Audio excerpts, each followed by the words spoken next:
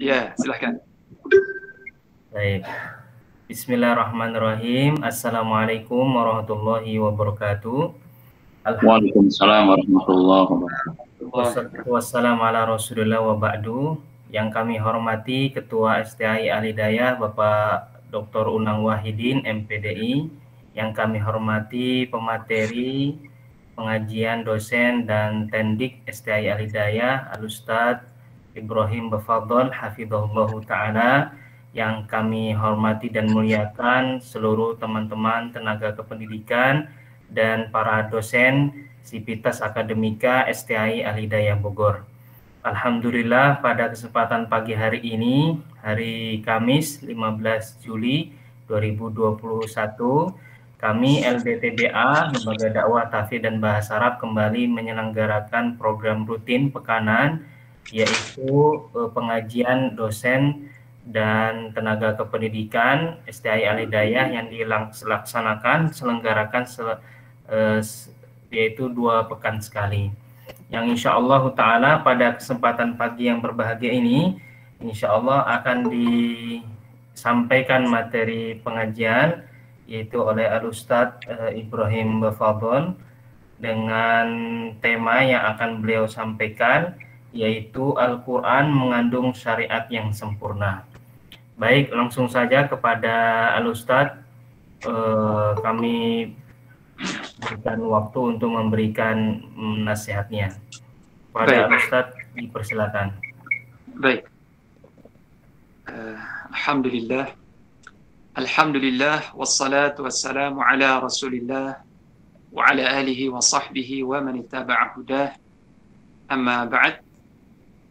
Teman-teman sekalian yang dirahmati Allah, alhamdulillah pada kesempatan yang penuh berkah ini, kesempatan yang berbahagia ini, insyaallah kita bersama-sama akan mengkaji satu sisi dari keunggulan Al-Quran, satu sisi dari kelebihan Al-Quran yang ini merupakan suatu keistimewaan yang tidak dimiliki oleh kitab-kitab hukum lainnya.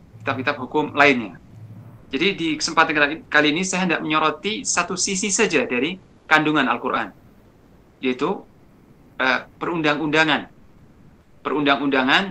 atau peraturan atau syariat yang terdapat di dalam Al-Quran.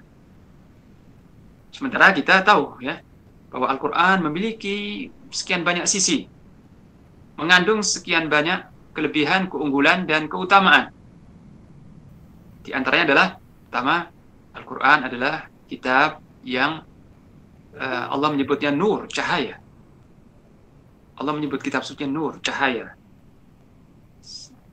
Liyukhrijakum huwallazi yunazzilu ala 'abdihi ayatin bayyinat liyukhrijakum minadh-dhulumati ilan nur.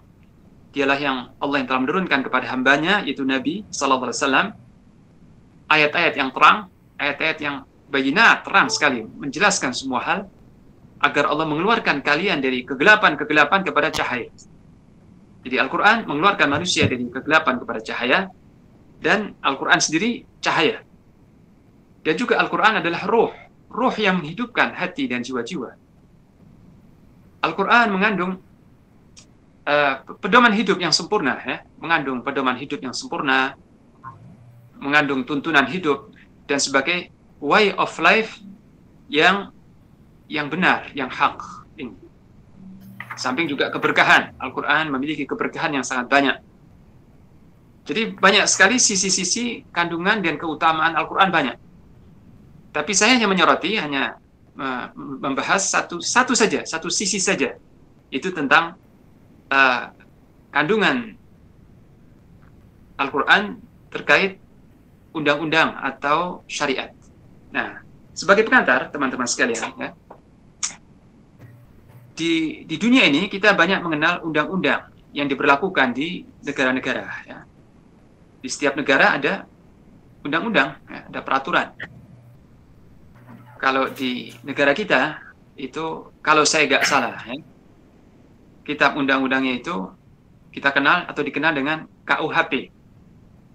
KUHP, ya, Kitab Undang-Undang Hukum Pidana atau juga kitab undang-undang hukum perdata. Kalau salah saya mohon dikoreksi. Tapi intinya di setiap negara ada undang-undang. Baik di Indonesia, di Malaysia, di Australia, di Cina, setiap negara punya undang-undang. Dan yang menyusun undang-undang ini bukan 1-2 orang, bukan orang awam. Yang menyusun ini bukan mahasiswa, ya, bukan orang yang baru lulus, ya, alumni, ya. Tapi yang menyusunnya adalah para profesor-profesor hukum, para pakar-pakar hukum yang membentuk satu tim, ya, merupakan satu tim ahli.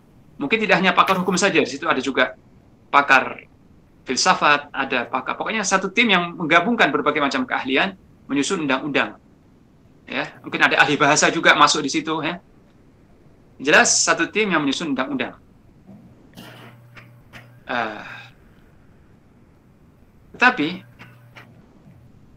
kalau kita mau pelajari, mau kita bedah isi dari undang-undang yang ada di setiap negara, undang-undang tersebut fokusnya, fokus titik tekannya itu hanya mengatur tentang permasalahan ekonomi dan hak serta kewajiban warga negara.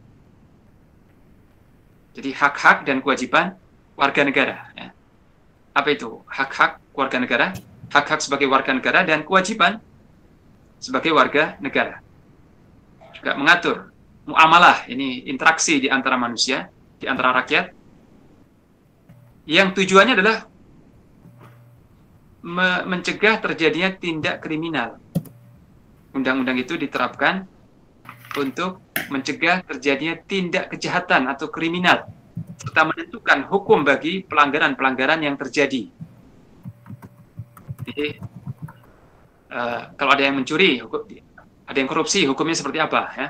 Kalau ada orang yang membunuh, hukumnya seperti apa? Dan kalau ada perusahaan yang tidak bayar pajak, seperti apa sanksinya? Ya? Kalau ada kejahatan-kejahatan atau tindak kriminal, seperti apa sanksinya? Ya? Jadi inti dari undang-undang yang diberlakukan di negara-negara itu adalah menciptakan stabilitas atau kestabilan, keamanan, serta melindungi hak-hak rakyat. Itu.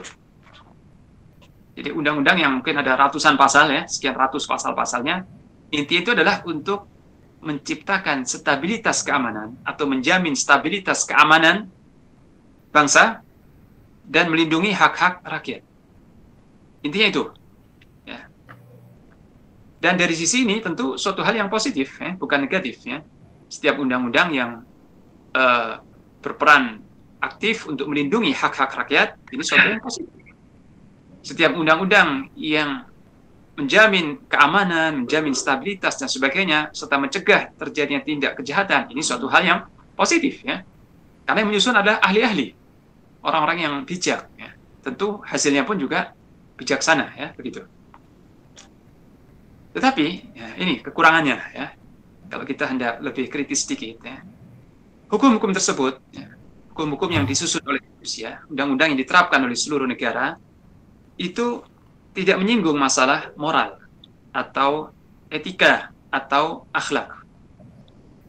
Jadi hanya memfokuskan kepada terciptanya stabilitas keamanan, melindungi hak-hak rakyat, tapi tidak menyinggung masalah akhlak atau etika atau moral. Ya. Seperti misalnya kewajiban berbakti terhadap orang tua.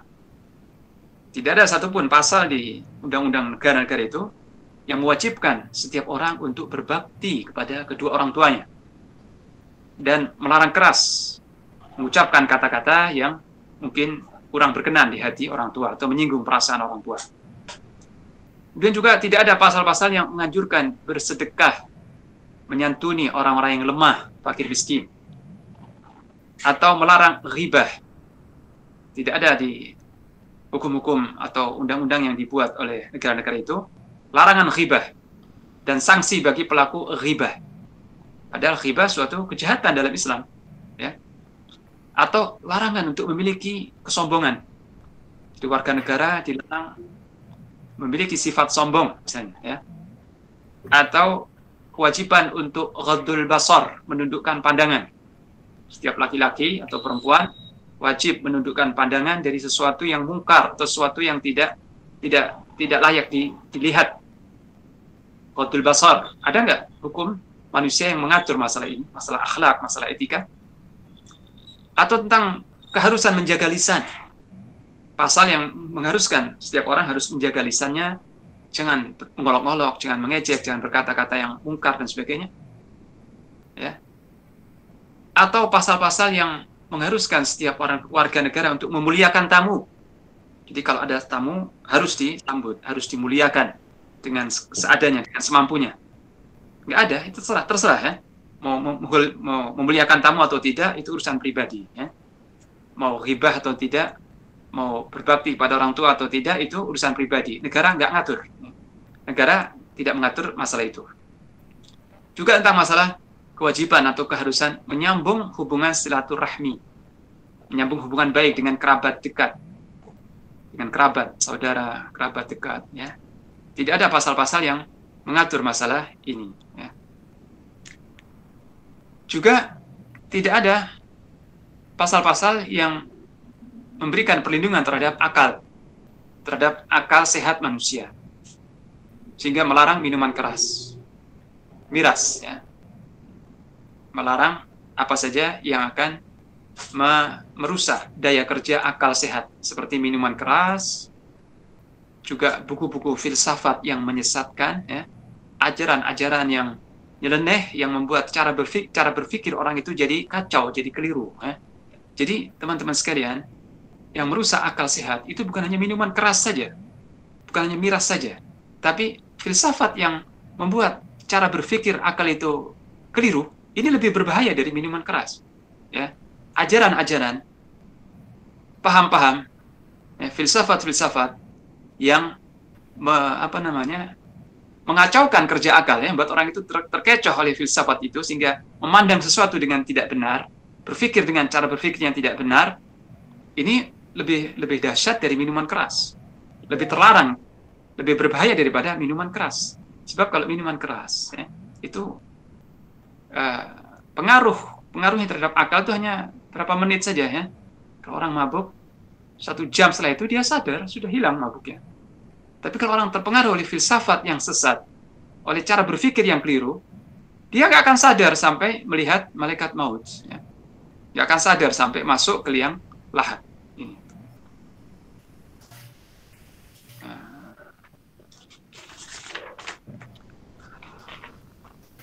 Nah, sekarang kita lihat tentang bagaimana kandungan syariat Al-Quran. Ya, ini. Kita lihat bagaimana kesempurnaan, universalitasnya, keuniversalan syariat Al-Quran, dan bahwa syariat Al-Quran ini mengatur semua sisi kehidupan manusia. Tidak hanya harta, tidak hanya masalah harta, masalah jiwa saja. Sebab kalau kita lihat undang-undang yang dibuat manusia itu, mereka melindungi 2 sisi, ya. Melindungi 2 sisi dari 5 hal pokok yang harusnya dilindungi, yaitu jiwa dan harta. Jadi setiap kejahatan, setiap tindak kejahatan yang membahayakan jiwa manusia ada sanksinya. Begitu pula harta, setiap tindakan yang merugikan harta orang lain ada sanksinya. Jadi undang-undang tadi itu dalam tanda kutip positif, artinya, maksud saya positif artinya berjasa, gitu ya. Berjasa hanya dalam melindungi jiwa dan harta. Itu pun juga tidak maksimal. Perlindungan terhadap jiwa dan harta juga tidak sepenuhnya. Nanti kita bahas insya Allah. Lalu kita bandingkan dengan syariat yang terkandung dalam Al-Quran. Bagaimana Al-Quran mengandung sebuah perangkat hukum atau undang-undang yang betul-betul melindungi manusia seluruhnya. Betul-betul melindungi manusia dari seluruh sisi. Dan mengatur semua sisi kehidupan manusia.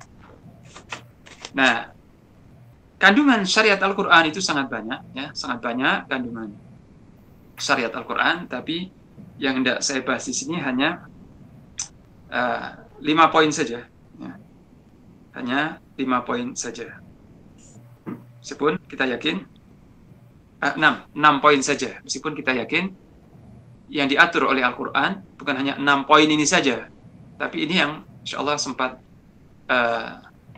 kita bahas bersama di kesempatan yang penuh berkah ini, ya. Yang pertama, teman-teman sekalian, Al-Quran mengatur permasalahan akidah. Masalah akidah, yakni keyakinan. dengan mewajibkan setiap muslim, mewajibkan setiap manusia untuk mengimani dengan keyakinan yang kokoh kuat terhadap Allah, para malaikatnya, dan seterusnya yang kita kenal dengan rukun iman. Rukun iman yang 6. Rukun iman yang 6. Dan ini yang pertama diatur oleh Al-Quran dan diberikan perhatian sangat besar. Porsi perhatiannya paling besar. Jadi sebelum Al-Quran mengatur tentang jual beli, hukum-hukum yang mengatur jual beli, pernikahan, muamalah yang lainnya, hukum bagi kejahatan, sebelum itu semua Al-Quran mengatur bagaimana keyakinan manusia, apa yang wajib diyakini, dan bagaimana i'tiqad yang sahih. I'tiqad ini keyakinan yang benar setiap manusia itu bagaimana ya? Inti adalah tauhid ya. Dia harus mengesahkan Allah, mentauhidkan Allah Ta'ala, mengimani para malaikat Allah, mengimani kitab sucinya, beriman kepada hari akhir dan seterusnya. Dan dari 6 rukun iman yang dibahas dalam Al-Quran atau diatur dalam Al-Quran, yang paling sering diulang-ulang 2, itu rukun iman yang pertama dan yang kelima. Itu beriman kepada Allah yang Esa dan beriman kepada hari akhir dengan segala rinciannya, beriman kepada surga, peristiwa-peristiwa di hari kiamat, beriman kepada neraka dan seluruh rincian-rinciannya. Ini yang paling sering diulang-ulang, disebut, dibahas berkali-kali dalam Al-Quran. Itu masalah iman kepada Allah Ta'ala dan iman kepada hari akhir ya. Ini syariat Al-Quran ya. Kandungan pertama dari syariat Al-Quran adalah mengatur keyakinan atau akidah manusia. Yang hal ini tidak diatur dalam undang-undang buatan manusia ya. Di dalam undang-undang yang diterapkan di negara-negara itu, warga negara bebas menyembah apapun ya. Mereka hendak menyembah Allah atau menyembah setan, menyembah apa saja terserah. Tidak diatur ya. Silahkan mau menyembah apa saja itu silahkan. Jadi tidak mengatur ini sesembahan yang benar, ini yang keliru, ini akidah yang benar, ini akidah yang keliru. Tidak, pokoknya itu terserah rakyat ya gitu. Nah, asal pengaruh dari akidah yang benar, keimanan yang benar ini sangat kuat sekali pengaruhnya dalam membentuk kepribadian yang lurus, jujur dan saleh ya. Jadi seorang yang akidahnya sudah benar, sudah tertanam dalam hatinya akidah yang benar, keimanan yang benar, itu akan berpengaruh secara signifikan ya, berpengaruh secara nyata dalam perilaku ya. Di seorang yang beriman kepada Allah dan hari akhir, dia akan jujur, dia akan istiqamah, kepribadiannya akan lurus, baik ada pengawasan atau tidak, karena dia takut kepada Allah yang maha mengawasi dimanapun dia berada. Dia takut akan sanksi akhirat kalau dia sampai berbuat jahat atau berbuat nista ya. Ini kandungan yang pertama, itu mengatur sisi akidah, yakni keyakinan. Kemudian yang kedua, mengatur hukum-hukum peribadatan. Mengatur hukum-hukum ibadah seperti salat, puasa, zakat, haji, iktikaf ya. Ibadah, dan ibadah dalam pandangan Islam itu sangat luas, tidak hanya terbatas pada hal-hal yang saya sebut tadi, tapi setiap perkataan atau perbuatan yang Allah ridha dan Allah cintai itu ibadah ya. Jadi seorang petani yang menanam pohon, menanam padi dengan niat untuk memberi manfaat bagi dirinya dan manusia itu ibadah ya. Jadi menanam pohon, menanam tanaman yang bermanfaat bagi manusia itu ibadah ya. Seorang ayah yang bekerja dengan niat untuk mencukupi keluarganya dengan yang halal sehingga mereka bisa beribadah dengan baik itu ibadah ya. Jadi semua aktivitas yang Allah ridhai itu ibadah dalam pandangan Islam ya. Ini. Jadi Islam mengatur hukum-hukum peribadatan yang rukun-rukunnya 5. Rukun Islam yang kita kenal itu ya, ini. Dan ibadah itu banyak sekali cakupannya, tapi intinya ada 4 kalau saya kategorikan ya. Pertama ibadah hati, ibadah fisik, ibadah akal, dan ibadah harta ya. Ibadah hati seperti mencintai Allah, takut kepada Allah, berharap akan rahmat Allah, bersyukur kepada Allah, ya, bersabar atas kehendak dan takdir Allah. Ibadah hati, dan ini yang paling mendasar. Kemudian ibadah fisik seperti salat, seperti menuntut ilmu, belajar, haji, dan seterusnya. Ibadah fisik. Ibadah akal, ini juga penting. Ibadah akal artinya menggunakan akal untuk mentafakuri ciptaan Allah. mentafakuri tentang penciptaan langit dan bumi, mentafakuri ciptaan Allah, mentafakuri luasnya nikmat Allah, melimpahnya nikmat Allah Ta'ala. Jadi bertafakur, ya, tidak berbuat apa-apa, hanya merenung, duduk merenung tentang betapa luasnya nikmat Allah, betapa luasnya rahmat Allah. Merenung semacam ini ibadah, bukan ngelamun, ya, bukan hal yang kosong atau sia-sia. Bahkan Hasan Al-Basri berkata, bertafakur sejenak itu lebih afdal daripada qiyamul lail satu malam penuh, ya. Bertafakur sejenak ini lebih afdal daripada salat malam satu malam suntuk, kata Hasan Al-Basri. Dan yang jelas tafakur ini akan melahirkan iman, membuahkan dan memperkuat iman. Dan ini ibadah akal, ya. Juga mentadaburi Al-Qur'an, mentadaburi ayat-ayat Al-Qur'an, mentadaburi hadis-hadis Nabi, ya. Ini ibadah akal. Itu semua diatur dalam Al-Qur'an, ya. Hukum-hukum peribadatan. Kemudian yang ketiga, aspek yang ketiga yang diatur dalam syariat Al-Quran adalah hukum-hukum muamalah. Muamalah ini interaksi di antara sesama manusia, seperti jual beli, sewa menyewa, upah mengupah, semua kegiatan ekonomi yang berlaku di antara manusia. Semua sisi itu diatur dalam Al-Quran. Bahkan ayat yang terpanjang dalam Al-Quran adalah ayat tentang transaksi yang tidak tunai, ya. Di akhir-akhir surat Al-Baqarah, ya. Satu ayat tapi satu halaman, ya. Satu ayat yang paling panjang dalam Al-Quran itu membahas masalah keuangan, masalah transaksi antar manusia, ya. Itu ayat yang paling panjang dalam Al-Quran. Itu semua diatur dengan rapi, dengan detail dalam Al-Quran. Satu lagi yang termasuk dalam hukum muamalah itu, ini hukum waris. Hukum waris ini dulu saya waktu duduk di bangku kuliah, ya, mempelajari hukum waris ini 4 semester, ya. Mempelajari hukum waris ini 4 semester. Dan itu ada disiplin ilmu sendiri dalam syariat Islam itu tentang hukum waris atau al-faraid, ya, al-faraid. Nah, di situ diatur dengan jelas, dengan rinci, dengan detail bagian-bagian setiap ahli waris. Dengan sangat adil. Ya. Hukum waris itu tidak diabaikan oleh Al-Quran, diatur dengan jelas. Karena ini terkait dengan muamalah di antara manusia. Dan prinsip Islam dalam hukum muamalah ini, hukum-hukum Allah adalah menegakkan keadilan dalam ekonomi. Jadi, prinsip utama muamalah yang diatur dalam Al-Quran adalah menegakkan keadilan dalam ekonomi dan meniadakan kezaliman, ya. Melarang keras atau menghapus semua bentuk kezaliman. Termasuk kezaliman dalam masalah ekonomi adalah riba, yang di dalam undang-undang manusia dibolehkan, ya. Karena riba ini transaksi antara manusia yang dasarnya saling rela, ya, saling ridho, terserah. Jadi kalau kedua belah pihak sepakat saling ridho, terserah dengan bunga sekian-sekian, itu terserah kesepakatan, ya, boleh-boleh saja.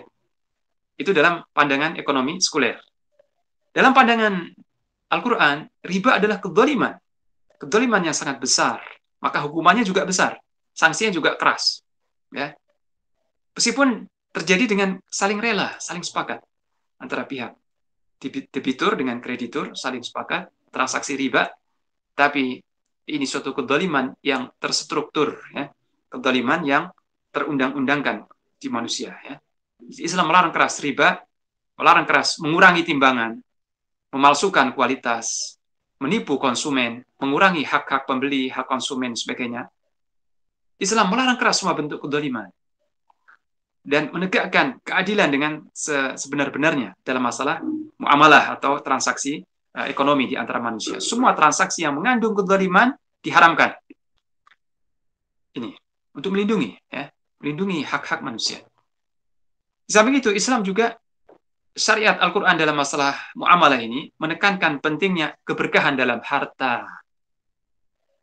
Jadi dalam semua transaksi, kita diingatkan pentingnya tentang keberkahan dalam transaksi yang kita lakukan. Dan keberkahan itu hanya bisa diraih kalau transaksi kita itu bersih, jujur, dan tidak mengandung trik-trik yang mengurangi hak-hak manusia. Ya. Baik itu dalam jual beli, hutang piutang, sewa menyewa, upah mengupah, ya, semua transaksi yang didasarkan atas prinsip kejujuran dan fair ya, menjelaskan, tidak menyembunyikan ya. Jadi tidak mengurangi hak masing-masing ya, hak pihak yang lain. Ini transaksi yang akan mengundang keberkahan dari Allah ya. Sebaliknya, transaksi yang mengandung kecurangan ya, trik-trik, tipuan dan sebagainya, meskipun mendatangkan keuntungan yang berlipat, tidak Allah berkahi, tidak mengandung keberkahan. Dan transaksi yang paling nihil keberkahan adalah transaksi ribawi ya. Yamhaqullahu riba wa yurbis sadaqat. Allah memusnahkan keberkahan dalam transaksi ribawi dan Allah menumbuh suburkan sedekah ya. Sedekah akan dibalas keberkahan yang berlipat-lipat. Riba dihapus, dihabiskan, dihilangkan keberkahannya sama sekali. Ini. Ini yang ketiga, yang kedua tadi ya, yang ketiga hukum muamalah. Tadi yang pertama Al-Quran mengandung syariat yang mengatur perkara akidah. Yang kedua apa? Hukum-hukum tentang peribadatan ya, hukum salat, hukum puasa, hukum zakat, hukum-hukum terkait haji ya, hukum-hukum peribadatan. Dan yang ketiga hukum muamalah, hubungan di antara manusia ya, muamalah di antara manusia itu diatur dalam Al-Quran dengan detail, dengan rinci ya. Nah, yang keempat adalah mengatur hukum-hukum pidana. Kalau tadi terkait muamalah, masalah harta, masalah ekonomi, yang keempat adalah Al-Quran mengatur hukum-hukum terkait pidana, yaitu tindak kejahatan yang terjadi di antara manusia. Seperti mewajibkan kisos bagi setiap kejahatan pembunuhan dan penganiayaan. Jadi kisos bukan hanya pada kasus pembunuhan, tapi juga melukai ya. Kalau seorang itu memutus tangan, memotong tangan seseorang, memotong telinga seseorang ya, membuat gigi seseorang itu tanggal ya. Itu ada kisos di situ ya. Jadi hukum kisos bukan hanya pada pembunuhan, tapi juga pada kasus-kasus penganiayaan ya. Kejahatan itu ada kisos. Juga potong tangan bagi orang yang mencuri dengan sengaja, dan itu ada syarat-syaratnya, tidak semua pencuri dipotong ya. Ada kriteria ya, harta yang dicuri sudah mencapai nisab, dan pencuri ini bukan karena terpaksa mencuri ya, dengan kemauannya, dengan sukarela, dan ada saksi, 2 orang saksi yang membuktikan ya, atau pengakuan si pencuri itu sendiri ya. Jadi ada hukum-hukum yang detail ya, terkait semua tindak pidana, semua kejahatan, mulai dari pembunuhan, pencurian, begal, ya, hirabah atau begal, dan semua tindak-tindak kejahatan itu ada. Juga minum khamar. Minum khamar sebuah tindak kejahatan, itu ada sanksinya dalam Islam. Ya. Nah, ini yang diatur dalam, termasuk hal-hal yang diatur dalam Al-Quran, ya, mengatur hukum-hukum pidana, hukum kisos, hukum potong tangan, had atau sanksi bagi kejahatan hirabah, had bagi peminum khamar, had bagi pencuri, bagi pezina, bagi pelaku homoseksual dan sebagainya. Itu diatur dalam Al-Quran yang kemudian dijabarkan dalam As-Sunnah. Ya. Jadi tidak semuanya diatur rinci dalam Al-Quran, tapi sebagainya diserahkan kepada Nabi untuk memberikan aplikasi pelaksanaan undang-undang Al-Quran tersebut. Dan Al-Hadith atau As-Sunnah merupakan penjelasan dari Al-Quran. Jadi kalau saya bicara syariat Al-Quran, itu bukan cuma ayat-ayat Al-Quran saja, tapi juga hadis-hadis Nabi masuk. Karena Al-Quran dan hadis itu satu kesatuan, ya? Nggak bisa dipisahkan. Al-Quran dan hadis, kedua-duanya adalah wahyu Allah, dan hadis itu menjelaskan atau menjabarkan apa yang disebutkan di dalam Al-Quran. Ini yang keempat, yaitu mengatur hukum-hukum pidana. Dan yang kelima adalah mengatur hukum-hukum kerumah tanggaan. Ya. Mengatur hukum-hukum rumah tangga. Itu tentang pernikahan yang sah. Bagaimana pernikahan yang sah, kemudian setelah itu hak-hak dan kewajiban setiap pasangan. Ya. Hak-hak kewajiban suami, hak-hak dan kewajiban istri. Kemudian kalau terjadi perceraian, maka bagaimana nasib anak-anak itu diatur dalam Al-Quran. Ya. Sehingga kalaupun terjadi perceraian, dan hal ini suatu yang tidak diinginkan dalam Islam, perceraiannya, suatu yang tidak dikehendaki. Tapi kalau itu terjadi, maka anak-anak pun terlindungi, tidak sampai terlantar. Ya. Tidak sebagaimana kasus-kasus yang sering terjadi, ya. Ketika ada perceraian, anak-anak terlantar. Ya, enggak, dalam Islam, dalam undang-undang Al-Quran. Kalaupun terjadi perceraian, hak mantan istri dan juga hak anak-anak itu tetap terjamin, tetap terlindungi, enggak akan terlantar anak-anak itu. Ya. Ini. Jadi Islam mengatur hukum-hukum rumah tangga. Bagaimana pernikahan yang sah, itu ada syarat-syaratnya, ada rukun, ada syarat-syaratnya pernikahan yang sah. Juga hak-hak dan kewajiban suami, hak kewajiban istri, hak-hak anak dan kewajiban anak. Itu semua diatur dengan sempurna, dengan adil dalam Al-Quran. Ya. Jadi Al-Quran tidak melupakan sisi masalah rumah tangga. Ya. Diatur dengan sempurna, dengan rapi, dengan indah. Dan yang keenam, teman-teman sekalian, Al-Quran juga mengatur tentang perkara-perkara etika atau akhlak yang tadi saya singgung di awal tadi. Ya. Di Islam tidak melalaikan, ya, tidak melupakan dan tidak mengabaikan hal-hal yang mungkin oleh sebagian manusia dianggap remeh. Ya. Itu perkara akhlak atau etika. Oleh karena itu, Al-Quran mengharamkan dengan keras ghibah. Melarang keras ghibah. Ghibah yang mungkin oleh masyarakat dianggap biasa atau hukum-hukum lain tidak menyinggung, dalam Al-Quran ini suatu kejahatan dan suatu pelanggaran terhadap akhlak yang luhur. Ya. Jadi ghibah merupakan akhlak yang tercela. Begitu pula mengolok-olok seseorang, ya. Merendahkan, mengolok-olok seseorang, ya, juga dilarang dalam Al-Quran. Juga mengganggu tetangga. Mengganggu tetangga. Ya. Nah, tentang mengganggu tetangga, saya hendak garis bawahi sedikit. Ya.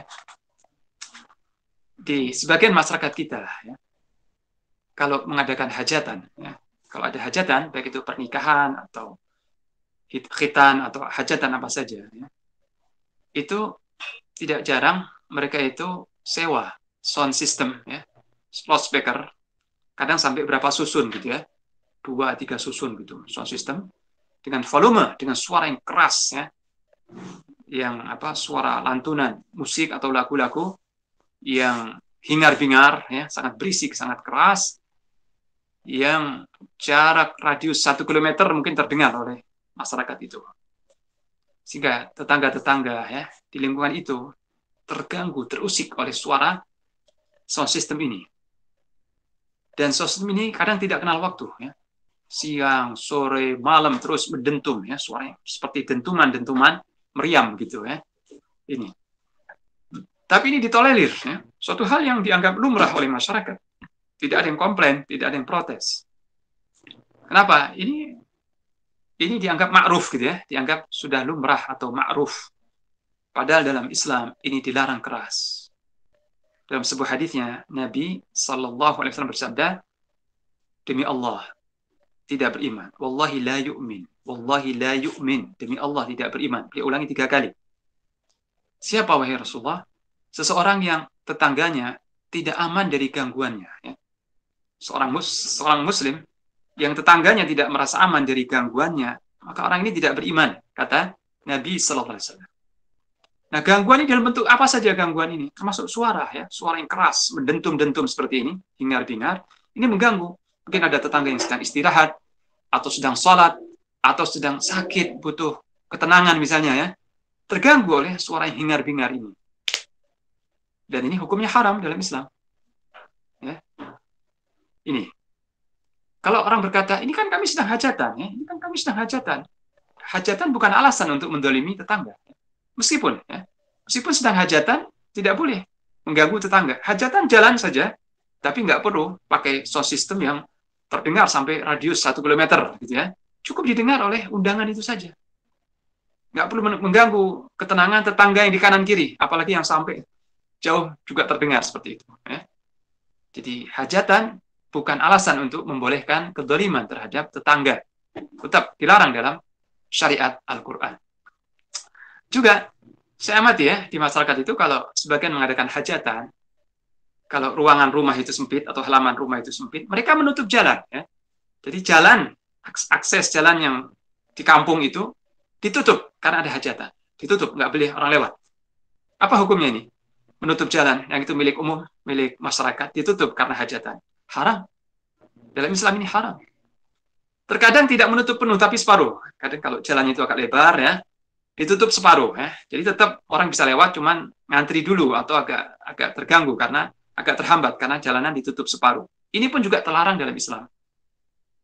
Nggak boleh menutup jalan, karena itu hak masyarakat, bukan hak keluarga, bukan hak orang itu. Kalau dia berkata, ini kami sudah izin dengan Pak RT dan Pak RW. Ya. Kami menutup jalan sudah dapat izin dari Pak RT dan Pak RW. Apakah Pak RT dan Pak RW ini mewakili masyarakat seluruhnya? Pak RT sudah bertanya kepada setiap rumah satu persatu, kamu rela nggak, kamu ridho nggak jalannya ditutup? RT dan RW, ketua RT dan RW tidak mewakili masyarakat, ya, tidak mewakili. Jadi mereka tidak berhak menutup atau mengizinkan jalan itu ditutup. Karena itu jalan bukan milik RT atau RW. Ini milik masyarakat jalan itu, nggak boleh ditutup. Ya, karena kalau menutup berarti mengganggu hak orang lain, mengganggu hak tetangga, hak masyarakat, meresahkan mereka. Ini terlarang dalam syariat Al-Quran, termasuk kezaliman, termasuk pelanggaran etika atau akhlak yang dibenci dalam syariat Islam. Juga saya amati ya, di trotoar ya, di trotoar khususnya mungkin ini dahulu ya, saya amati di stasiun atau di tempat-tempat keramaian. Ini trotoar yang hak para pejalan kaki ya kan, hak para pengguna jalan. Trotoar ini hak para pengguna jalan, pejalan kaki. Kadang tukang bakso mangkal di situ ya. Tukang bakso mangkal di trotoar ya. Tukang gado-gado atau pedagang kaki lima mangkal di trotoar sehingga orang nggak bisa lewat di trotoar. Ya, nggak bisa lewat di trotoar karena ditutup oleh pedagang kaki lima. Bagaimana dalam pandangan Islam? Haram, hukumnya haram dan ini kezaliman. Ini mengganggu hak pejalan kaki ya, meresahkan dan mengusik orang yang hendak lewat. Dilarang dalam Islam. Jadi dalam Islam, trotoar itu harus bersih. Nggak boleh ada bangku, nggak boleh ada meja, nggak boleh ada apa saja. Ini hak pengguna jalan. Nggak boleh ada hambatan apapun. Ini. Juga Islam mewajibkan setiap anak untuk berbakti kepada orang tua. Birrul walidain, dan ini ditekankan dalam Islam. Serta kebalikannya itu durhaka kepada orang tua. Ini suatu pelanggaran akhlak yang dilarang dalam syariat Al-Quran. Ya.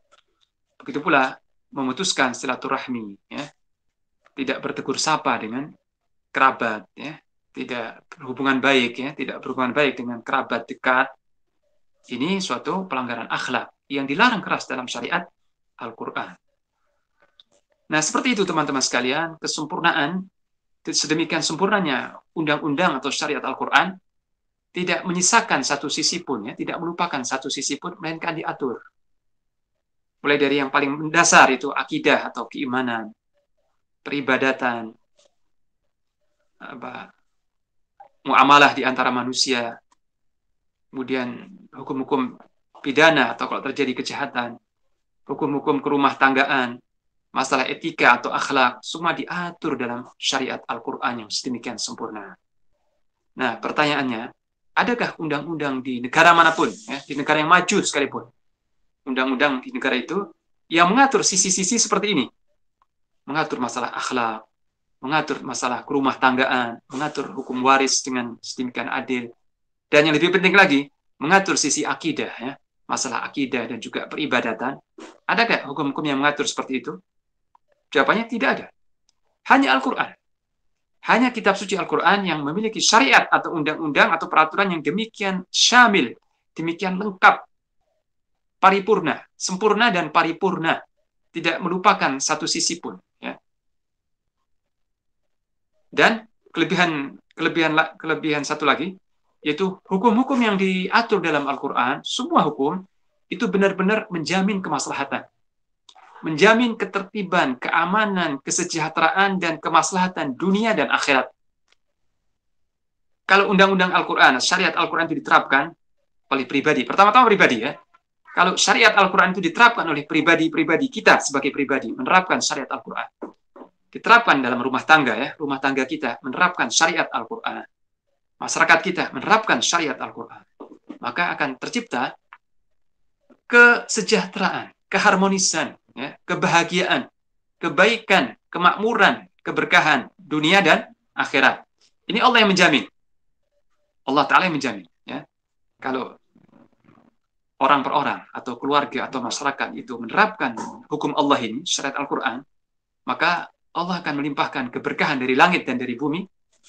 Allah akan menjamin keamanan, kemakmuran, dan kebahagiaan dunia dan akhirat. Ini jaminan Allah dan Rasulnya Sallallahu Alaihi Wasallam. Tapi sebenarnya kalau saya lihat, ini semata-mata kesombongan manusia. arogansi, kesombongan manusia yang mengabaikan syariat Al-Quran yang penuh dengan mutiara yang berkilau, penuh dengan keutamaan dan keunggulan, lalu mengganti dengan undang-undang yang dibuat oleh pakar-pakar hukum tadi, ya. Mengganti dengan undang-undang yang dibuat oleh manusia yang serba terbatas, wawasannya terbatas, ilmunya terbatas, dan pemikiran manusia itu mengandung dua kemungkinan, bisa benar, bisa salah, ya. Nah, kalau masyarakat, manusia diatur oleh undang-undang yang ada dua kemungkinan, ya, bisa benar, bisa salah, bisa tepat, bisa meleset, maka manusia menjadi kelinci percobaan. Ya. Kalau manusia ini diatur oleh undang-undang manusia, maka kita ibarat kelinci-kelinci percobaan dalam sebuah laboratorium besar. Ya. Tidak diatur dengan undang-undang semacam ini. Kita jadi kelinci percobaan. Karena pemikiran manusia itu ada dua kemungkinan, bisa benar, bisa salah. Sedangkan undang-undang Al-Quran tidak mengandung kekeliruan, tidak meleset, tidak mengandung kedoliman sedikit pun. Karena dia disusun, dibuat, diturunkan oleh Zat yang Maha Bijaksana, dan dialah yang menciptakan manusia. Ala ya'lamu man khalaq wa huwal latiful khabir. Apakah Zat yang menciptakan tidak tahu tentang ciptaannya, ya? Dan dia Maha lembut lagi Maha dalam ilmunya. Ini. Nah, jadi sebenarnya negara-negara ini sengsara, ya. Semua negara tanpa terkecuali, ya. Kecuali negara yang secara jujur dan konsekuen menerapkan syariat Al-Quran. Negara-negara itu sengsara. Sengsara menderita gara-gara mengabaikan syariat Al-Quran dan menerapkan undang-undang yang dibuat oleh manusia. Bagaimana dengan negara Eropa dan Amerika? Bukankah dengan undang-undang itu mereka maju, ya? Mereka teknologinya maju, ekonominya maju, ya? Mereka tidak melaksanakan syariat Al-Quran, tapi mereka maju, unggul, modern, ya? Jawabannya itu dari satu sisi. Negara-negara maju itu unggul dari satu sisi, itu sisi materi saja. Sisi materi, sisi perekonomian, maju, kuat, peradaban kuat. Tapi secara sisi akidah, ya, secara akhlak dan moral, mereka itu babak belur. Ya. Mereka lebih rendah daripada binatang ternak, secara etika dan akhlak. Nah, teman-teman sekalian yang dirahmati Allah. Itu tadi secara mungkin teoritis, ya, secara teoritis, kelebihan syariat Al-Quran begini secara teoritis. Mungkin ada yang bertanya, buktinya mana, ya? Kalau tadi itu penjelasan antum hanya secara teoritis, secara pandangan. Sekarang bukti real, bukti nyatanya seperti apa? Tunjukkan, tunjukkan contoh nyata, bukti dari keunggulan Al-Quran. Saya sebutkan beberapa sekelumit contoh saja, sekelumit. Jadi bagaimana perbedaan antara syariat Al-Quran dengan undang-undang manusia? Kalau diterapkan itu seperti apa perbedaannya? Itu bisa kita lihat nyata. Pada zaman Khalifah Abu Bakar As-Siddiq radhiyallahu anhu, ketika Abu Bakar dinobatkan sebagai khalifah, beliau menunjuk Umar bin Khattab sebagai qadhi, sebagai hakim agung. Khalifah Abu Bakar As-Siddiq, beliau menunjuk Umar sebagai hakim untuk satu wilayah khilafah, ya. Satu wilayah kekhalifahan itu. Qadhinya Umar bin Khattab, hakim besar. Nah, setelah 1 tahun Umar bin Khattab menjabat sebagai hakim atau qadhi, setelah 1 tahun beliau menjabat sebagai qadhi atau hakim, Umar bin Khattab datang menemui Khalifah Abu Bakar As-Siddiq radhiyallahu anhu dan berkata, aku mengundurkan diri dari jabatan ini, ya. Aku mundur dari jabatan ini. Tolong, aku mundur dari jabatan ini. Khalifah Abu Bakar bertanya, kenapa? Umar menjawab, selama 1 tahun aku menjabat sebagai qadhi ini, aku tidak pernah memutuskan satu sengketa pun. Tidak ada kasus yang aku tangani. Tidak ada 2 orang yang datang kepadaku bersengketa, ya, tentang masalah hak-haknya, masalah harta, masalah ontanya yang dicuri atau dia ditampar dan sebagainya. Tidak ada. Di selama 1 tahun aku menjalankan tugas sebagai qadhi. Kalau bahasa saya hanya ongkang-ongkang kaki. Saya nganggur gitu, ya. Nggak pernah menangani satu kasus pun. Ini bukan untuk satu kota, ya, bukan. Umar bin Khattab qadhi bukan untuk satu kota, satu wilayah, satu provinsi, bukan. Satu khilafah, satu negara, satu wilayah kekhalifahan. Mekah, Madinah, Taif, Yaman. Zaman Khalifah Abu Bakar, Islam sudah sampai ke Yaman, ya. Bahkan di zaman Nabi, Islam sudah sampai ke Yaman. Mekah, Madinah, Taif, Hijaz. Di wilayah yang luas ini, selama 1 tahun penuh, tidak terjadi khusumah, tidak terjadi persengketaan. Masing-masing orang itu menjaga hak orang lain. Tidak mendolimi orang lain. Tidak ada kasus pencurian. Tidak ada kasus hak-hak orang yang diabaikan, tidak ada. Jadi hakim itu nganggur selama 1 tahun penuh. Coba bandingkan dengan pengadilan negeri di kota kita. Di kota kita ini ya, pengadilan negeri kita dalam sebulan berapa kasus yang ditangani ya, dengan berbagai macam kasus-kasus ya, kasus ini, kasus itu. Di satu kota saja ya, di 1 bulan berapa puluh kasus yang ditangani oleh pengadilan negeri. Kasus ini, kasus itu macam-macam ya. Sementara ketika syariat Al-Quran diterapkan dalam 1 tahun di satu wilayah yang luas, tidak ada satu kasus kejahatan atau kasus sengketa. Subhanallah, ini bukti nyata ya. Ini satu bukti. Kemudian di zaman Khalifah Ali radhiyallahu anhu, di zaman Khalifah Ali bin Abi Thalib, beliau kehilangan baju besinya. Direk ini baju besi, rompi yang terbuat dari besi, dari rompi besi untuk perang ya. Itu hilang. Dan ketika berjalan-jalan di pasar, Khalifah Ali melihat baju besinya itu, rompi besinya itu ada di tangan seorang Yahudi. Maka Khalifah Ali memperkarakan orang Yahudi ini kepada hakim. Dan hakimnya ketika itu Shuraih. Shuraih seorang tabi'in, bukan sahabatnya. Shuraih hakim dari kalangan tabi'in. Maka Khalifah Ali dan seorang Yahudi ini duduk di depan hakim. Ya. Bersengketa ini. Kemudian hakim bertanya kepada Khalifah Ali. Wahai Amirul Mukminin, engkau mengklaim, engkau mengaku bahwa baju besi ini milikmu. Iya. Kata hakim, siapa saksimu? Ya? Mana buktimu? Ya? Siapa saksi yang memberikan kesaksian untukmu? Kata Ali bin Abi Thalib, iya ada, anakku, Hasan dan juga Husain. Kata hakim, maaf, kesaksian anak yang menguntungkan orang tuanya, kesaksian anak yang menjadi pembelaan bagi orang tuanya, tidak kami terima. Katakan saksi lain yang bukan anakmu. Kata Khalifah Ali, ada, budakku. Budakku. Dia tahu persis, ini baju besi ini milikku. Kata Qadhi, nanti dulu. Kesaksian budak yang menguntungkan tuannya juga kami tidak terima. Orang lain, selain anakmu dan selain budakmu. Siapa? Datanglah saksi selain anakmu dan budakmu. Khalifah Ali menjawab, ya kalau begitu nggak ada. Yang tahu persis itu milikku adalah anakku dan budakku. Orang lain nggak tahu. Kata Qadhi, kata hakim. Nah, karena engkau tidak mendatangkan saksi, engkau tidak mampu mendatangkan saksi, maka aku putuskan bahwa baju besi ini milik orang Yahudi itu. Karena tuntutanmu gugur, lemah, nggak ada bukti, gugur. Baju besi ini aku putuskan milik orang Yahudi itu. Khalifah Ali menerima dengan lapang dada. Dia tahu persis seperti itu hukum Islam. Dan Khalifah Ali lebih paham tentang peradilan Islam daripada qadhinya ini. Ya. Maka Khalifah Ali keluar dari pengadilan dengan lapang dada, lega, nggak menyimpan permusuhan atau mendongkol gitu, enggak.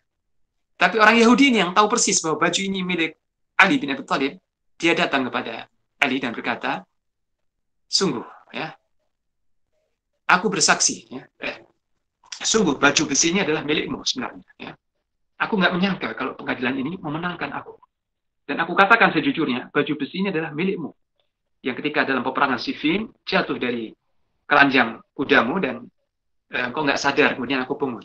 Jadi baju besi ini sebenarnya milikmu, bukan milikku. Ya. Dan aku sangat kagum dengan pengadilan yang barusan tadi. Ya. Dan aku bersaksi bahwa pengadilan hukum yang seperti ini bukan hukum manusia. Hukum yang seperti tadi ini bukan hukum manusia, tapi hukum Allah yang sebenarnya. Maka asyhadu an la ilaha illallah wa asyhadu anna Muhammad Rasulullah. Masuk Islam orang Yahudi. Karena kagum dengan keadilan Islam, dengan keadilan hukum Islam, masuk Islam orang Yahudi. Bukan karena didakwahi, karena diceramahi. Karena melihat secara real keadilan Islam. Bagaimana dia sebagai seorang rakyat kecil, dimenangkan ketika berperkara dengan seorang khalifah, penguasa tertinggi. Dimenangkan. Ya, orang Yahudi ini. Sehingga dia berkata, aku sekarang masuk Islam dan baju besi ini aku kembalikan kepadamu. Ini milikmu. Kata Khalifah Ali, karena engkau sudah masuk Islam, maka baju besi ini aku hibahkan kepadamu. Ya, aku berikan kepadamu. Ini kisah nyata, dicatat dalam sejarah. Ya. Dibukti bagaimana ketika syariat Al-Quran diterapkan, itu mengundang pesona dari orang-orang di luar Islam. Bukan hanya dari kaum muslimin. Orang-orang kafir pun terpesona dengan kesempurnaan syariat Al-Quran, undang-undang Al-Quran. Itu kan kisah-kisah lama, itu zaman kisah Abu Bakar, zaman Ali, kisah-kisah lama. Saya ingin yang zaman sekarang, kisah zaman sekarang. Zaman sekarang, baik. Ya, Ini kisah nyata, ini baru terjadi, ini terjadi kira-kira 20 tahun yang lalu ya, meskipun 20 tahun yang lalu, tapi di abad ini, sekitar 20 tahunan yang lalu. Saya membaca di sebuah majalah, saya baca sendiri di sebuah majalah. Ada 19 orang TKK ya, tenaga kerja Korea. Ya, orang-orang Korea, 19 orang Korea dipekerjakan di sebuah proyek pembangunan di Arab Saudi ya, di sebuah kota di Arab Saudi. Saya lupa kotanya apa. Dia bekerja, 19 orang Korea ini, tenaga kerja ini bekerja di Arab Saudi. Selama 2 bulan mereka nggak dikasih gaji sama bosnya. Ya. Udah 2 bulan kerja, 2 bulan lewat nggak dikasih gaji. 19 orang ini. 19 orang ini mau mengadukan ke hakim, nggak bisa bahasa Arab. Mereka nggak ngerti bagaimana cara harus datang ke pengadilan. Ngomong Arab saja nggak ngerti. Qadarullah, ada seorang Arab yang ngerti bahasa Inggris. Dengan orang-orang Korea ini ngerti sedikit-sedikit bahasa Inggris. Ada orang Saudi yang ngerti juga bahasa Inggris. Nah, jadi ketemu orang yang ngerti bahasa Inggris. Jadi bahasa pengantarnya bahasa Inggris. Nah, orang Arab ini mendengar keluhan orang Korea tadi dan siap untuk menolong mereka di pengadilan. Maka orang Arab ini datang ke pengadilan mengadukan perkara 19 tenaga kerja ini. Oleh hakim, bosnya itu dipanggil. Bosnya 19 orang itu dipanggil. Ditanya, diusut, mengakui. Bos itu mengakui, iya. Sudah 2 bulan saya belum bayar gajinya. Nah, kata hakim, engkau nggak bisa keluar dari pengadilan ini hari ini, engkau nggak bisa keluar dari pengadilan hari ini sampai engkau bayarkan lunas gaji 19 orang ini 2 bulan plus dendanya. Bukan cuma gaji, plus denda, karena engkau sudah nunggak ya. Engkau sudah menelantarkan mereka selama 2 bulan, engkau di samping wajib membayar gaji mereka 2 bulan tuntas plus denda karena engkau mendolimi mereka. Kalau engkau belum bayar hari ini, engkau nggak keluar dari pengadilan, tapi langsung masuk penjara, kata hakim. Maka si bos nelpon bendaharanya, supaya didatangkan uang sejumlah sekian, dan langsung di pengadilan itu juga, di hari itu juga, tanpa proses yang berkepanjangan. Jadi prosesnya nggak ribet, nggak macam-macam, cuma hakim mengusut, bertanya kepada bos, dan bos ngakui, sudah, langsung diputuskan. Hari itu juga, bendahara bos ini datang, 19 orang itu langsung dibayar cash gajinya plus dendanya. Nah, 19 orang ini ketika keluar dari pengadilan, ya, mereka bisik-bisik satu sama lain. Mereka kagum. Nggak menyangka sesimpel itu pengadilan Islam. Semudah dan selancar itu pengadilan Islam. Dan seadil. Bagaimana hukum Islam menjamin keadilan dan hak-hak mereka. Ya.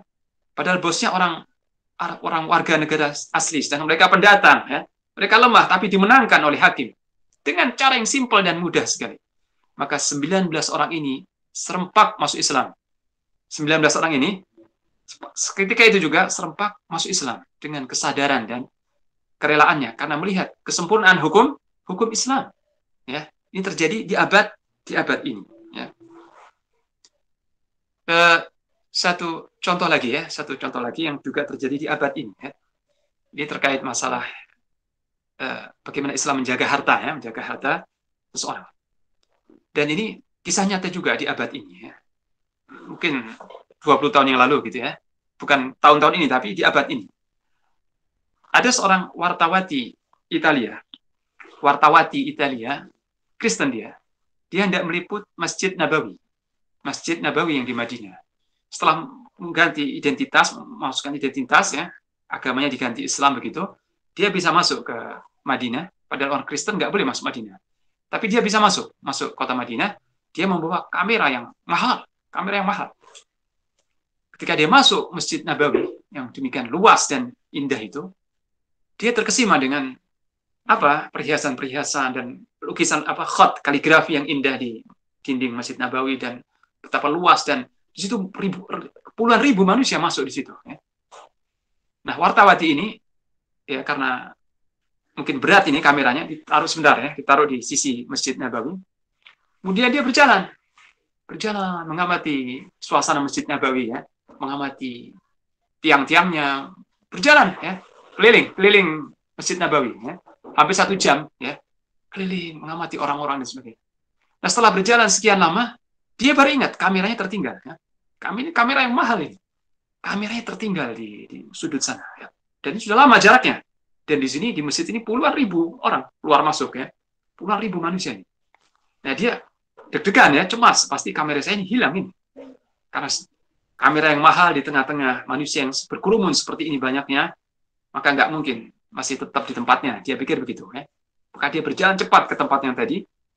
Nah, setelah sampai di situ, dia mendapati kameranya itu masih tetap di tempatnya, tidak bergeming sedikit pun, tetap nggak berubah. Padahal di sekitarnya manusia mondar-mandir situ. Ya. Nggak ada satu orang pun yang berpikir untuk mencuri kamera itu. Maka dia kagum. Kok bisa-bisanya ya? Di kerumunan manusia yang sangat banyak, kamera yang sangat mahal tidak hilang, bahkan tidak berubah dari posisinya. Maka kemudian dia tertarik untuk mempelajari Islam, dan akhirnya Allah berikan hidayah, dan dia pun masuk Islam. Ya. Si wartawati Kristen ini masuk Islam karena melihat bagaimana Islam melindungi hak-hak harta masyarakat. Ya. Ini kasus nyata, kisah nyata. Ya. Nah, teman-teman sekalian yang dirahmati Allah, mungkin cukup 2 contoh dari masa lampau dan 2 contoh dari masa sekarang untuk membuktikan tentang kesempurnaan syariat Al-Quran. Yang jelas, teman-teman sekalian, hukum menerapkan syariat Al-Quran ini bukan pilihan, bukan opsional ya. Kita sebagai Muslim bukan dikasih pilihan mau milih syariat Al-Quran atau undang-undang sekuler. Ini bukan sifatnya pilihan atau khiyari, bukan suatu hal yang kita boleh pilih, bukan. Tapi ini suatu kewajiban. Jadi menerapkan syariat Al-Quran ini suatu kewajiban dalam agama kita. Kalau kita beriman, wajib menerapkan syariat Al-Quran. Bukan pilihan, tapi kewajiban. Dan ini merupakan aplikasi dari 2 kalimat syahadat kita. Jadi bukti kejujuran dari kita mengucapkan asyhadu an la ilaha illallah adalah kita tunduk dengan hukum Allah. Buktinya, aplikasi dari kejujuran syahadat kita, asyhadu an la ilaha illallah, kita tunduk dan ridho diatur oleh syariat Al-Quran. Kalau ada seorang Muslim berkata, ya, seorang Muslim, saya ridho, saya tunduk dengan seluruh hukum Al-Quran, semuanya, kecuali satu saja. Apa? Riba. Karena saya sebagai pengusaha, usaha saya nggak berkembang kalau nggak ada pinjaman ribawi. Ya. Saya tunduk dengan semua hukum Al-Quran, salat, zakat, haji, puasa, saya ridho. Satu saja yang saya keberatan. Apa itu? Riba. Maka dia bukan mukmin, bukan seorang Muslim, meskipun seluruh syariat dia terlaksanakan, kecuali itu. Jadi nggak boleh ada pengecualian. Atau seorang muslimah, seorang perempuan misalnya, saya ridho dengan seluruh syariat Al-Quran, baik itu salat, puasa, zakat, haji, infak, kecuali satu, apa? Berjilbab. Saya ridho dengan semua syariat Al-Quran kecuali jilbab. Ini saya sedikit keberatan. Nah, kalau dia keberatan, tidak ridho, maka dia bukan mukmin. Ya. Jadi tentang menerapkan syariat Al-Quran ini hukumnya wajib, fardu, bukan pilihan, dan tidak boleh ada dalam hati kita keberatan. Beda antara keberatan dengan tidak melaksanakan. Tidak setiap orang yang tidak melaksanakan syariat Al-Quran dia tidak beriman, bukan. Belum jadi ada seorang pengusaha, dia berinteraksi dengan riba. Dia nggak bisa meninggalkan riba. Tapi dia meyakini riba itu haram, dan dia menerima syariat Al-Quran. Saya yakin, saya tahu, riba itu haram, tahu ini haram dan saya berdosa, cuma saya belum mampu meninggalkan. Nah, dia tetap mukmin meskipun imannya berkurang, imannya menyusut karena melakukan suatu dosa besar. Tapi dia tetap mukmin. Tapi kalau seorang berkata, saya terima seluruh syariat Al-Quran kecuali riba, saya keberatan, saya nggak terima. Saya tidak terima diharamkannya riba. Saya tidak terima diwajibkannya jilbab. Saya tidak terima dibedakannya hukum waris, pembagian laki-laki perempuan dulu. Saya tidak terima masalah itu.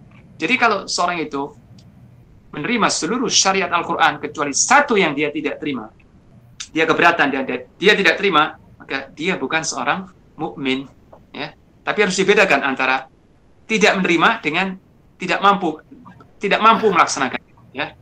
Kalau tidak mampu melaksanakan, tapi hatinya menerima dan meyakini, ini masih mungkin diampuni oleh Allah Ta'ala, ya.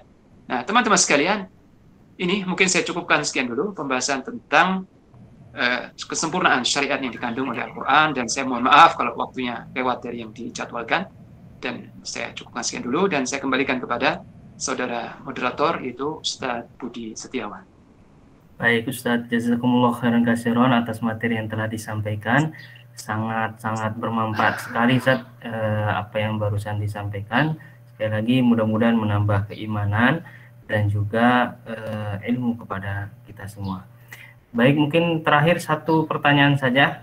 Saya buka kesempatan untuk teman-teman. Kalau ada yang mau bertanya, kalau tidak ada dicukupkan. Silakan. Assalamualaikum. Waalaikumsalam warahmatullahi wabarakatuh. Silakan. Baik, terima kasih Pak Ustadz atas pemaparannya dari awal sampai akhir. Yang jadi pertanyaan saya, sanksi apa yang diberikan kepada seseorang di dunia ya Pak Ustadz?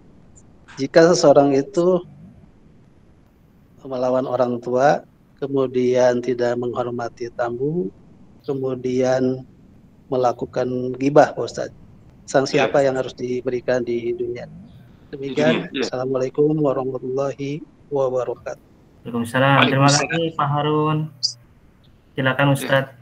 Ya. Jadi teman-teman sekalian, syariat Al-Quran itu memiliki dua macam sanksi. Ya. Ada sanksi duniawi, sanksi yang dikenakan di dunia, dan ada sanksi di akhirat.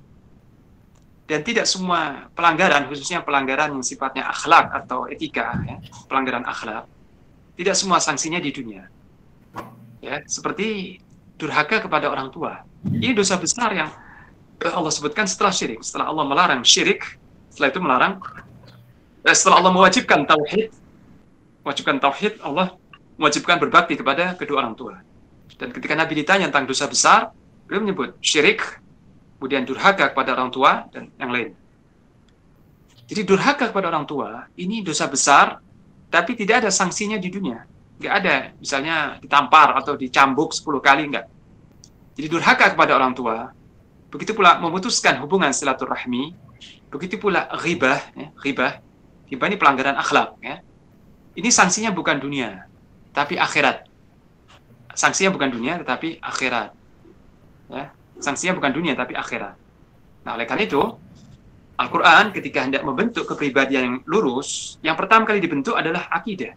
Tadi saya katakan ya, sisi pertama yang dibangun oleh syariat Al-Quran sebelum yang lain-lain, sisi akidah, keyakinan akan Allah, keagungan Allah, dan tentang akhirat khususnya. Tentang adab akhirat, tentang sanksi akhirat, tentang kenikmatan dan pahala akhirat. Itu ditanamkan berkali-kali dalam sekian banyak ayat, dalam sekian banyak surat.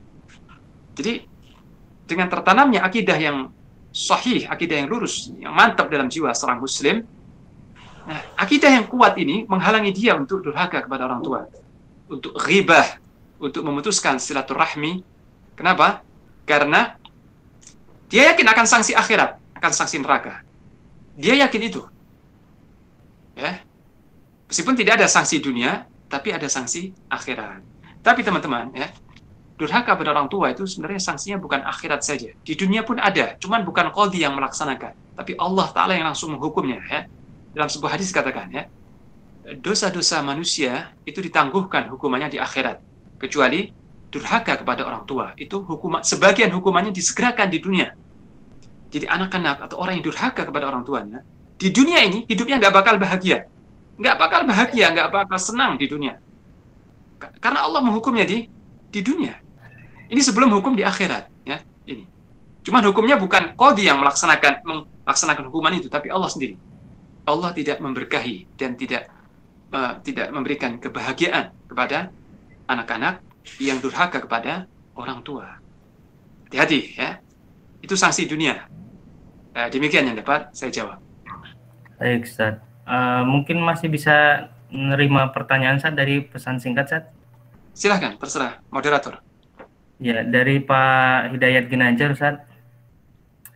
Ya, beliau bertanya, hukum seseorang hakim yang memutuskan perkara pembagian waris di antara orang-orang muslim tetapi berdasarkan hukum selain Islam, bagaimana Ustaz? Iya.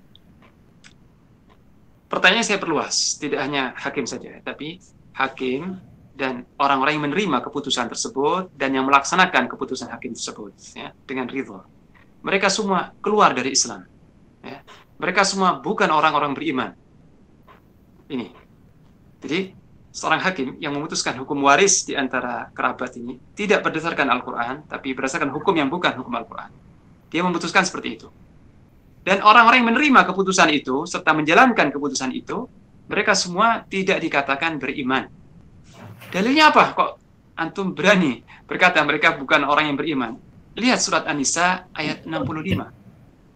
Allah bersumpah, ya, bersumpah demi zatnya. Fala wa rabbik la yu'minuna hatta yuhaqqimuka fima syajara bainahum. Mereka tidaklah beriman. Allah yang berkata, demi Allah mereka tidaklah beriman sampai mereka memutuskan semua perkara yang muncul di antara mereka dengan hukum engkau. Ya. Mereka tidaklah beriman sampai menjadikan engkau, wahai Rasul, sebagai hakim yang memutuskan semua persengketaan yang muncul di antara mereka. Hukum apa saja, termasuk hukum waris. Kalau diputuskan dengan selain hukum Allah dan Rasulnya, Allah yang mengatakan, la yu'minun, mereka tidaklah beriman. Surat apa? An-Nisa ayat 65. Juga Allah berfirman dalam surat Al-Maidah, ayat yang ke-50, surat kelima ayat 50. Afa hukmal jahiliyyati yabghun wa man ahsanu minallahi hukman liqaumin yuqinun. Apakah hukum jahiliyah yang mereka inginkan?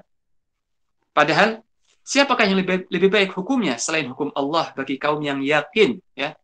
Siapakah yang lebih baik hukumnya selain hukum Allah bagi kaum yang yakin, kaum yang beriman? Berarti mereka yang masih memilih hukum selain hukum Allah, mereka tidak yakin. Mereka tidak yakin dengan Allah, ya. Kalau sampai lebih memilih hukum selain hukum Allah, ya. Dan Allah hanya membagi hukum dua saja. Hukum Allah atau hukum jahiliyah. Jadi selain undang-undang Allah, selain syariat Al-Quran, selain hukum Allah, itu hukum jahiliyah. Nah, kita seorang mukmin kalau masih menerapkan hukum jahiliyah, berarti kita termasuk pengikut atau penganut jahiliyah, ya. Na'udzubillah min dzalik. Tapi teman-teman sekalian, masalah ini masalah sensitif sekali, masalah kritis, dan waktunya cukup panjang kalau harus saya bahas, ya. Artinya kita nggak serta-merta mengatakan orang yang menerima keputusan ini keluar dari Islam, kita nggak serta-merta, tapi dengan mempelajari apakah dia sudah paham belum, apakah dia mungkin karena terpaksa, atau itu ada pertimbangan itu, ya. Tapi garis besarnya, ya, kesimpulannya, hukum asalnya seorang yang memutuskan hukum waris tidak dengan hukum Al-Quran dan yang menerima hukum tersebut, maka dia tidak beriman. Allah yang menafikan iman dari mereka, ya. Demikian. Wallahu a'lam. Ya, mungkin terakhir Ustadz, ini berdosakah seorang pemimpin yang tidak menerapkan hukum Islam padahal ia memiliki wewenang untuk menerapkannya?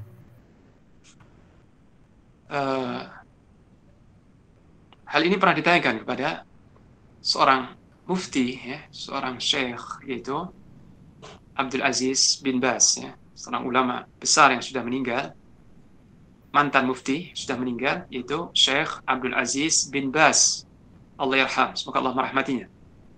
Beliau ditanya tentang bagaimana seorang pemimpin atau penguasa yang tidak menerapkan syariat Al-Quran atau undang-undang Islam. Beliau tidak menjawab dengan kata-katanya, tapi beliau hanya mengutip firman Allah dalam surat Al-Maidah ayat 44. Beliau nggak menjawab dengan boleh atau nggak boleh, berdosa atau enggak, tidak. Beliau menjawab dengan mengutip Al-Maidah ayat 54, yaitu wa man lam yahkum bima anzalallah faulaika humul kafirun. Kebetulan yang ditanyakan kepada beliau bukan secara umum tapi secara spesifik, yaitu Muammar Gaddafi, mantan presiden Libya yang sudah meninggal itu. Ditanyakan kepada beliau, bagaimana hukumnya, bagaimana pandangan engkau tentang Presiden Muammar Gaddafi yang telah menerapkan hukum seperti itu, hukum sosialis, ya. Maka beliau nggak menjawab begini-begini, beliau hanya menjawab wa man lam yahkum bima anzalallah fa ulaika humul kafirun. Ya, jawabannya bagaimana, Syekh? Beliau mengulangi lagi ayat itu, hanya menjawab dengan ayat itu, wa man lam yahkum bima anzalallah fa ulaika humul kafirun. Surat Al-Maidah ayat 44. Itu jawaban beliau. Ya. Jadi saya nggak berani menjawab, saya nggak bisa menjawab, tapi saya hanya mengutip jawaban mantan mufti kerajaan Saudi, itu Syekh Abdul Aziz bin Baz, ketika ditanya tentang permasalahan yang sama. Beliau hanya menjawab dengan mengutip ayat ini, ya. Wallahu a'lam. Baik, terima kasih Ustadz, jazakumullah khair. Mungkin cukup ya teman-teman sekalian. Saya rasa mungkin masih banyak sekali yang ingin didiskusikan, cuman karena waktu yang terbatas. Sekarang kita sudah pukul 9:14. Ini 15 ya, lewat 15, artinya kita sudah lebih dari 15 menit waktu yang disediakan. Baik, mungkin terakhir Ustadz memberikan kalimat penutup, Ustadz, silakan. Ya, sebagai kalimat penutup, bahwa syariat Al-Quran itu sangat sempurna dan paripurna. Tidak alfa, ya, tidak melalaikan satupun dari sisi kehidupan manusia. Mulai dari mengatur permasalahan akidah, peribadatan, muamalah, masalah-masalah kasus hukum-hukum pidana, kerumah tanggaan, dan juga akhlak serta etika. Semuanya diatur dalam Al-Quran. Ya. Jadi Al-Quran adalah kitab undang-undang Rabbani, ya, syariat Rabbani yang sempurna dan satu-satunya undang-undang atau syariat yang menjamin kemaslahatan atau kebaikan pribadi, keluarga, masyarakat, dan umat. Tidak ada kebaikan, tidak ada kesejahteraan dan keberkahan kecuali kalau kita merujuk kepada syariat Al-Quran. Semoga Allah memberi taufik kepada kita semua, kepada saudara kita, kaum muslimin, dan para pemimpin kita untuk merujuk dan kembali kepada syariat Rabbani. Demikian. Terima kasih, jazakumullah khairan katsiran kami ucapkan kepada pemateri kita, Ustadz Ibrahim Bafadol, hafizahullah ta'ala, dan juga kepada seluruh para dosen yang telah hadir di sini, ada Ustadz Apo dan yang lain-lain, kemudian para tendik juga, tenaga kependidikan, sivitas akademika. Sekali lagi terima kasih, jazakumullah khairan katsiran. Kita tutup dengan kafarat majelis. Subhanakallahumma bihamdika asyhadu alla ilaha illa anta astaghfiruka wa atubu ilaik. Wassalamualaikum warahmatullahi wabarakatuh. Waalaikumsalam warahmatullahi